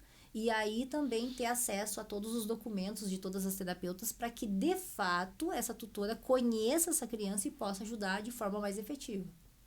Tá. Eu queria ir também para um caso prático, assim, Suelen. como que o professor age com os alunos, por exemplo, autistas, que não conseguem fazer trabalho em grupo. Que é muito difícil para eles fazer um trabalho em grupo, ou mesmo ir lá na frente e apresentar. E aí muito professor não entende essas questões e obriga essa criança a fazer isso. Então, qual o dano, né, o prejuízo que isso vai causar e como que esse professor pode adaptar esse momento, né, para esses alunos? Então, a gente fala de novo na questão do DUA, né? Porque se eu proporciono um trabalho em equipe, eu posso possibilitar inúmeras possibilidades de apresentação.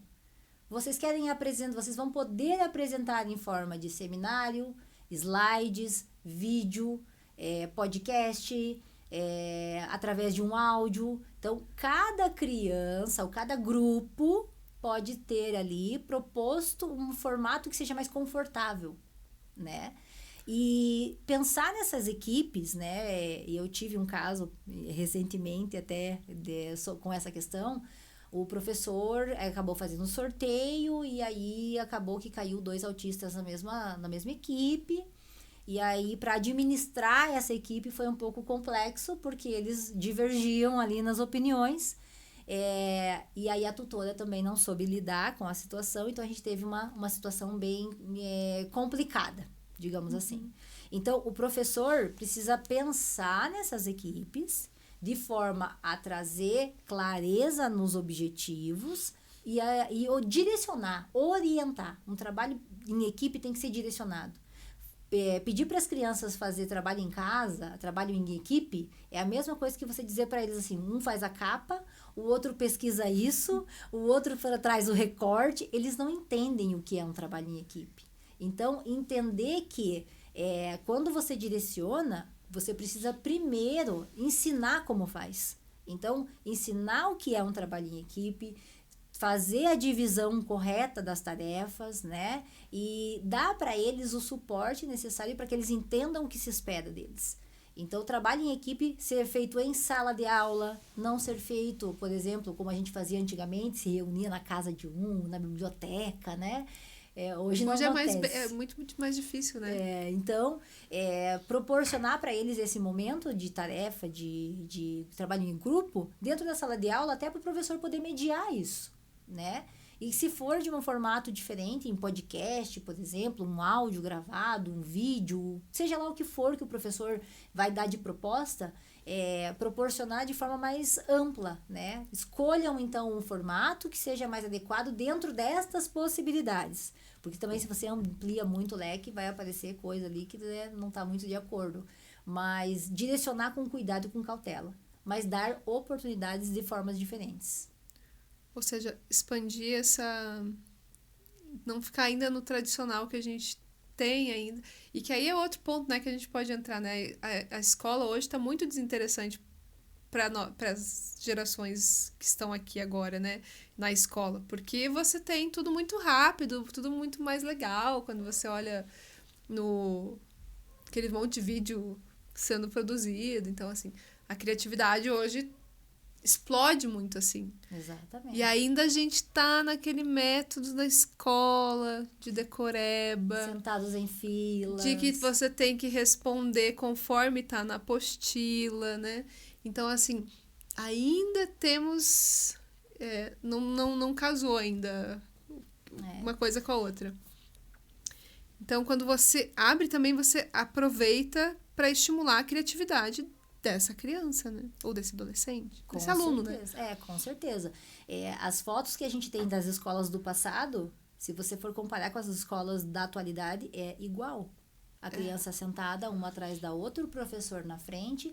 Por mais que a gente tenha abordagens diferentes, metodologias diferentes, a gente ainda segue num padrão de criança sentada, quieta, estudando, escrevendo e entregando uma nota. Né? Então, será que a gente não está minimizando a potencialidade das crianças que hoje tem na palma da mão contato com informações diversas em tempo muito rápido, né? Tudo muito rápido, tudo muito agilizado.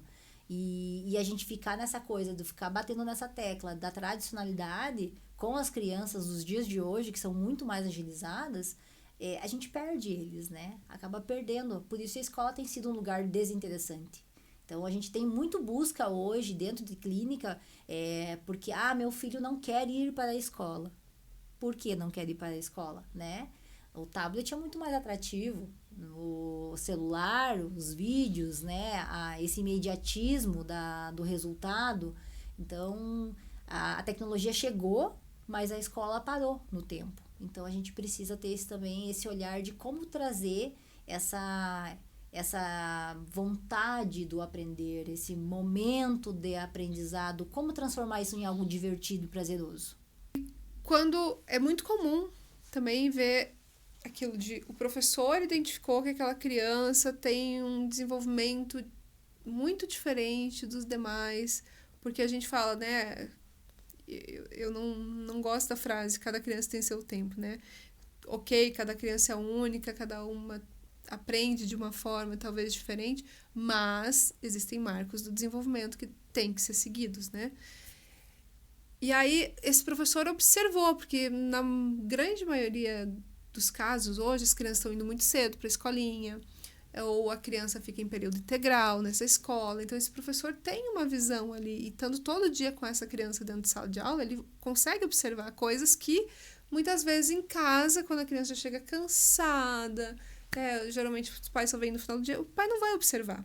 E muitos comportamentos também a gente nota que aparecem quando você está em um lugar que exige mais de você, né? Se eu tô em casa no conforto, que já tá todo mundo acostumado com o meu jeitinho de ser, às vezes o pai nem observa que tem alguma coisa diferente ali.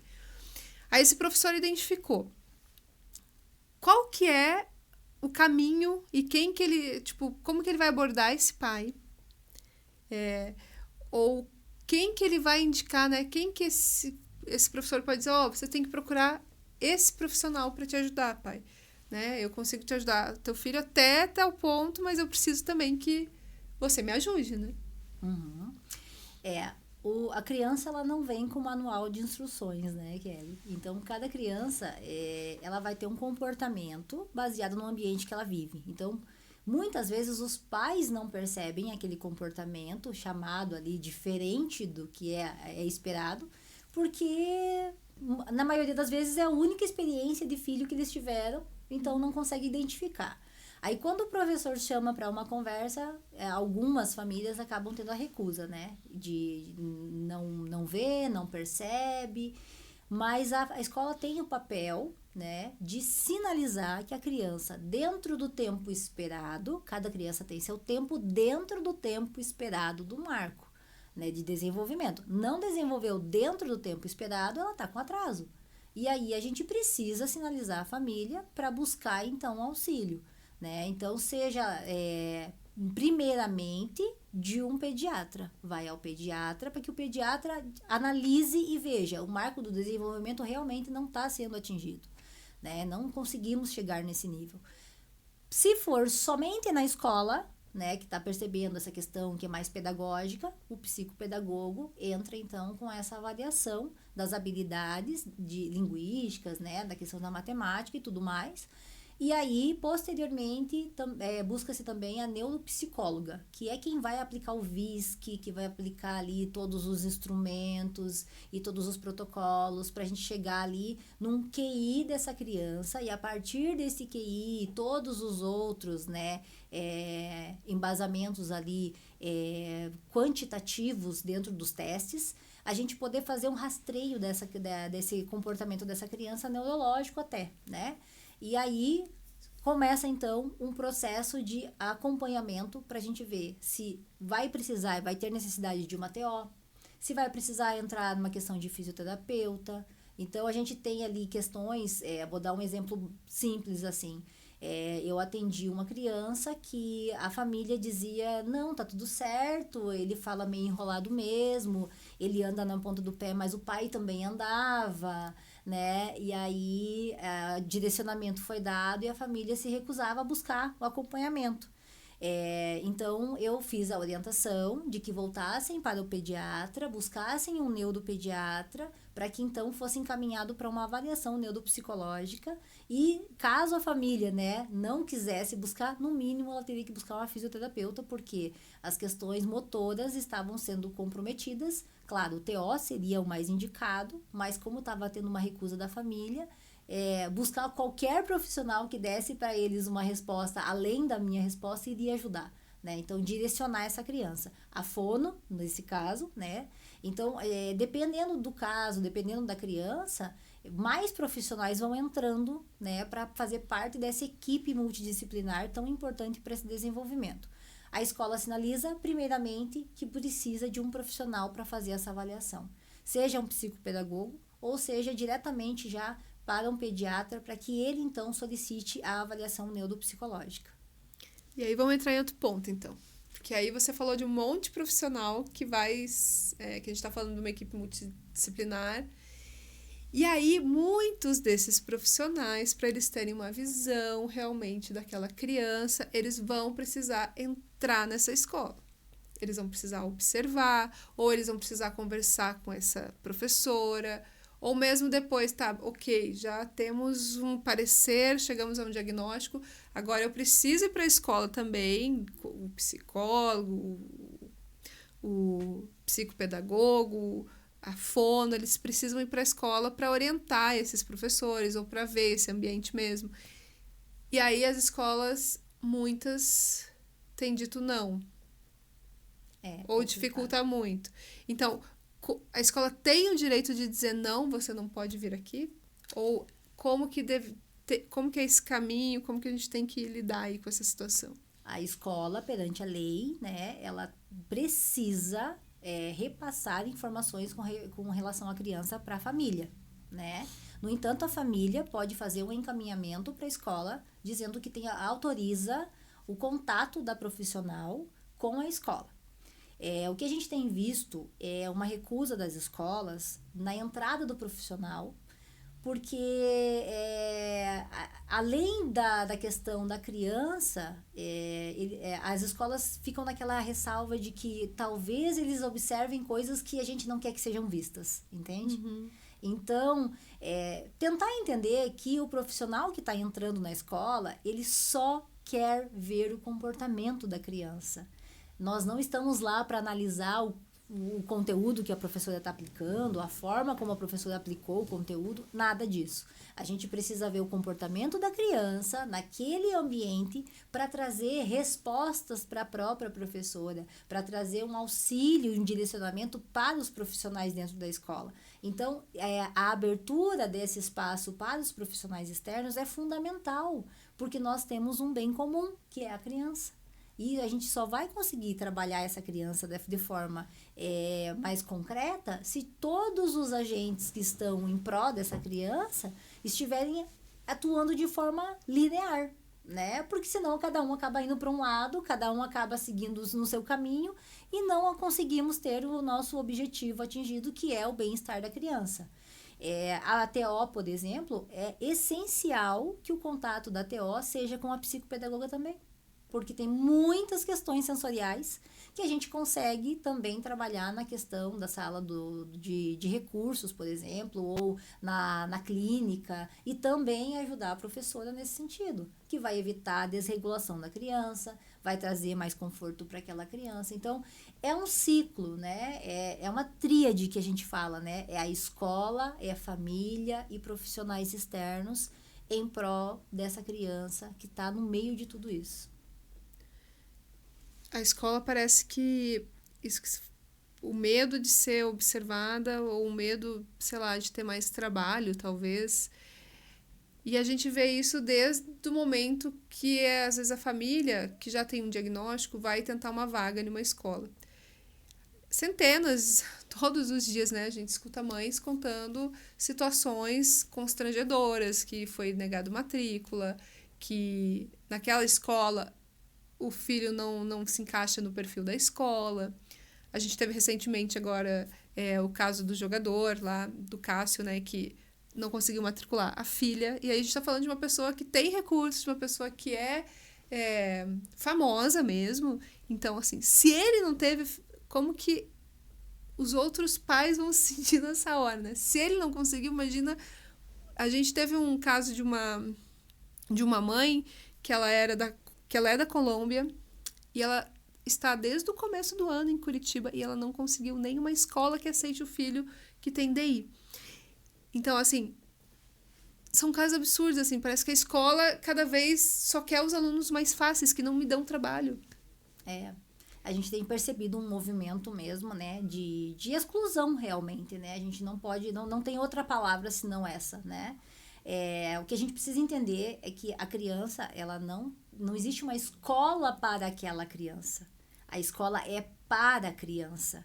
Então, a escola precisa adaptar o que for necessário para incluir esta criança, porque o mundo vai precisar, né, receber essa criança. E aí a gente não vai receber essa criança num supermercado, porque ele não é adaptado para aquele tipo de criança, porque existe um rótulo para aquela situação, aquela criança tem isso ou tem aquilo, utiliza um crachá, então ele não está adequado a estar nesse lugar.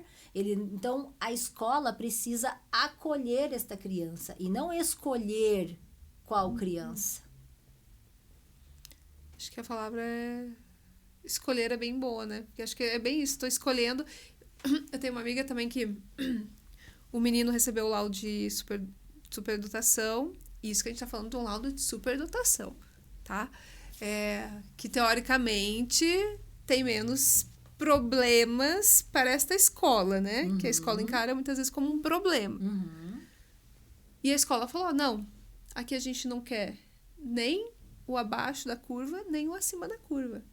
A gente quer o mediano que não... Eles falaram nitidamente com essas palavras para ela, que não nos dê trabalho. Então, assim, não vamos adaptar, não vamos nos ter trabalho com o seu filho. E não é uma escolha da escola, né? Perante a lei nos respalda dizendo que a criança tem direito, é o direito da criança, né? Essa questão da recusa da vaga é algo que legislação não pode ser negado vaga, né? Então, a criança que tem uma condição diferente, ela precisa ser acolhida de uma forma diferente. Então, é uma questão só de um olhar, né? É uma questão desse acolhimento, dessa questão da humanização mesmo, né? De ser mais humano. E eu queria abordar aqui um último tema, mas que tem tudo a ver com tudo que a gente conversou até agora, que é o que esse professor vai considerar como uma dificuldade nesse aprendizado? Assim, tipo, essa criança está com dificuldade na aprendizagem. Quais os pontos, assim, que ele vai mapear para dizer, é isso, né? A partir do momento que o professor proporcionou todos os tipos de adaptações, né, que ele tinha ali de possibilidades e a criança não atingiu o objetivo, aí a gente parte para uma questão mais de investigação mesmo, né? Aí precisa do suporte de um psicopedagogo. Então, a criança apresentou dificuldade específica, né? Não consegue contar até 20, esquece com facilidade, não retenha, né, na memória as informações, a gente já precisa ligar um sinal de alerta, né? Não escreve de jeito nenhum, mas você pergunta, ele sabe tudo.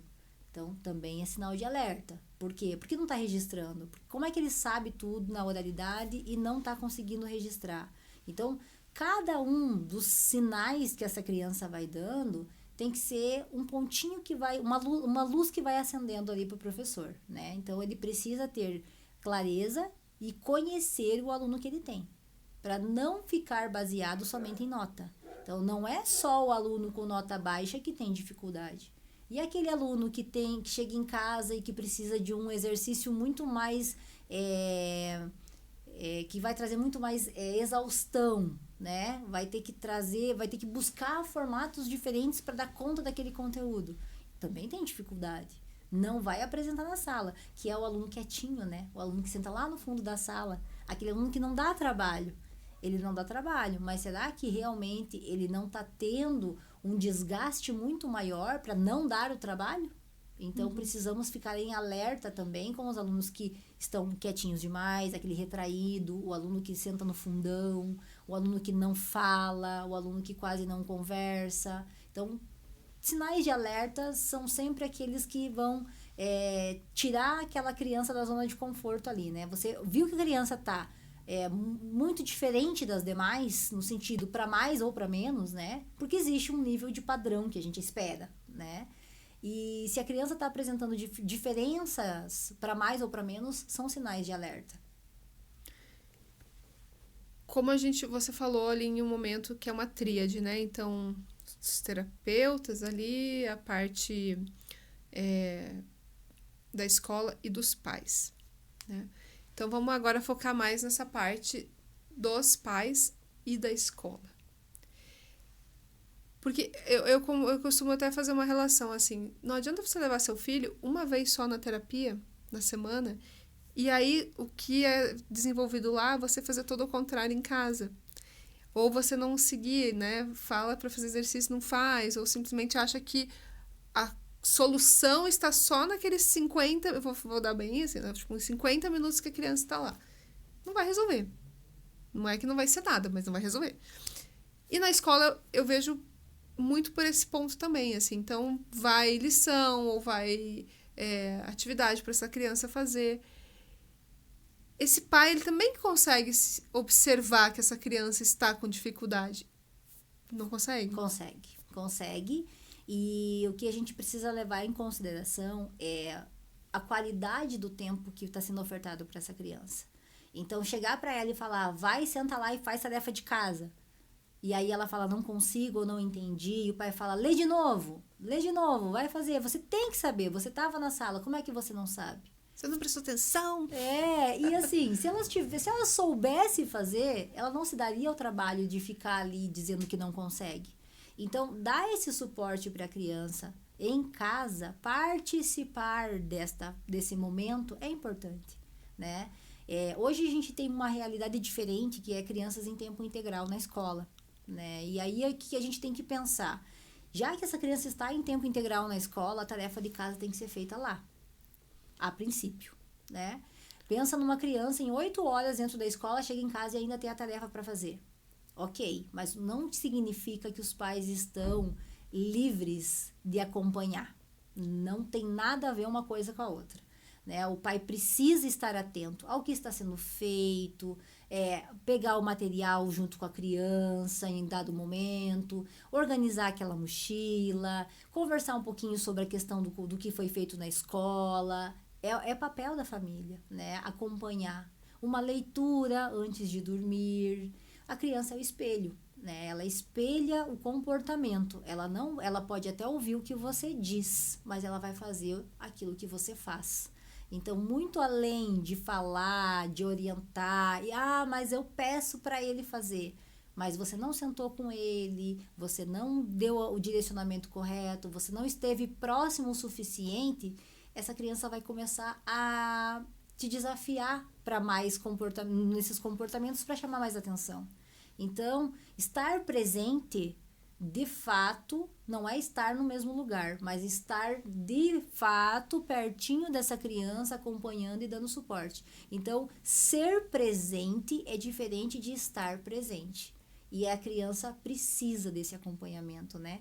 Desse vínculo, novamente, a gente falando, né? A gente fala, mas é dentro de casa? Sim, porque a gente pode estar dentro de casa, fazendo janta, respondendo no WhatsApp constantemente pessoas e fazendo 1 milhão de coisas ao mesmo tempo. E aí a criança tá ali, sentada, fazendo tarefa, enquanto você tá ali fazendo 1 milhão de coisas ao mesmo tempo. Então, até esse ambiente para ela é um ambiente que não é legal.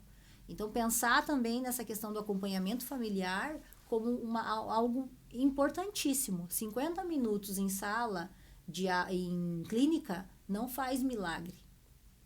A orientação parental faz parte do processo terapêutico. E se a família não estiver disposta às mudanças, dificilmente a gente vai conseguir uma mudança efetiva com essa criança nos 50 minutos do atendimento clínico. Porque quando a criança está ali com você fazendo tarefa e ela diz não consigo, é muito difícil, você já nota que teve alguma coisa ali que durante esse período de aula não saiu como deveria ter saído, né? Porque ela tem uma dúvida, tem uma dificuldade, ok, tem criança que tem um pouquinho mais de timidez para perguntar pro professor e tudo mais, mas mesmo isso, então por que você não entendeu a matéria? O professor passou rápido demais, apagou o quadro e eu não consegui acompanhar. Ou eu não anotei a tarefa porque o professor apagou e eu não consegui. Ou fiquei com vergonha. Então, essas coisas você também aí pode pedir para que esse professor dê uma atenção melhor, né? Nesses pontos com o seu filho, né? E aí entra novamente o vínculo, né? Uhum. Porque se o professor sabe que aquela criança tem uma dificuldade maior de copiar, ele vai pensar numa estratégia que vai fazer com que essa criança consiga dar conta daquele conteúdo, né? Então, a forma como o professor passa a tarefa de casa, ela não pode ser uma tarefa de casa para ser algo que seja penoso. A tarefa de casa não é castigo. A tarefa de casa ela é complemento de atividade importantíssima, até para que a gente faça ali uma releitura do que foi dito em sala de aula, para que a criança possa ter uma revivência daquilo que ela teve em sala de aula. É importante, é necessária, mas a tarefa de casa ela tem que ser orientada de forma correta e direcionada. Então, chegando em casa, se a criança teve dificuldade de fazer, apresenta choro para fazer essa tarefa, alguma coisa não está legal. Então, a família deve sinalizar à escola que estão ocorrendo esses comportamentos diante de tais situações, até para que a gente possa, então, enquanto escola, enquanto professor, enquanto família, buscar uma forma de ajudar essa criança. Uhum.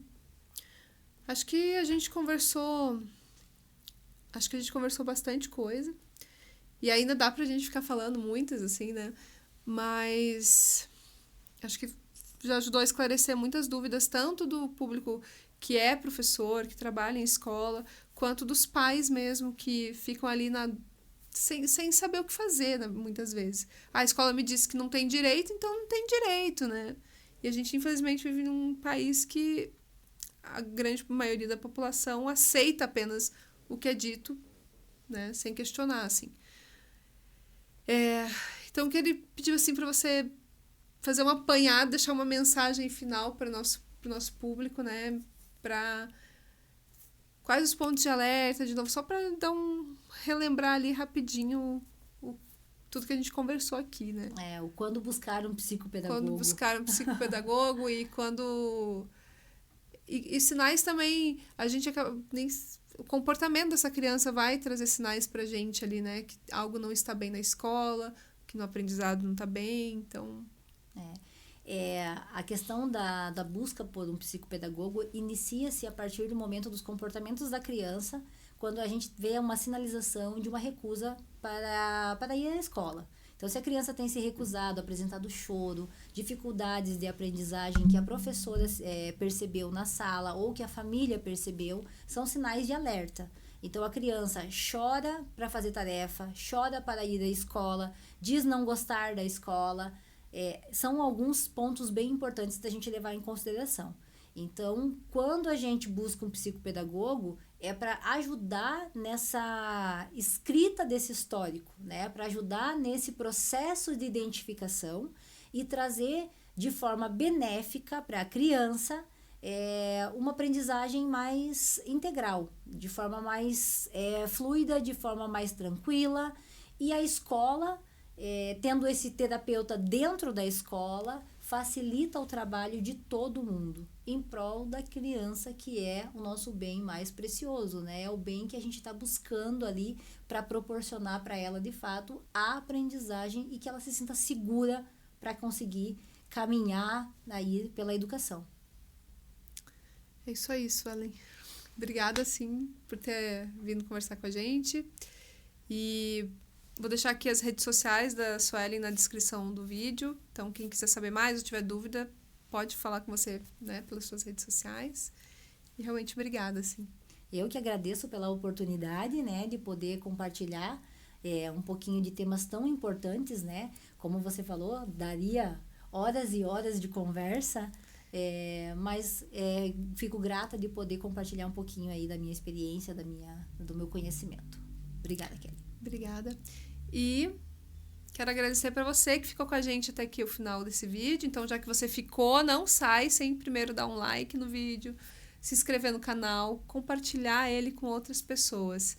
Que essa é uma forma de a gente atingir um número maior de pessoas que estão precisando ali de informação sobre o assunto. Tá bom? Boa noite para todo mundo e até semana que vem.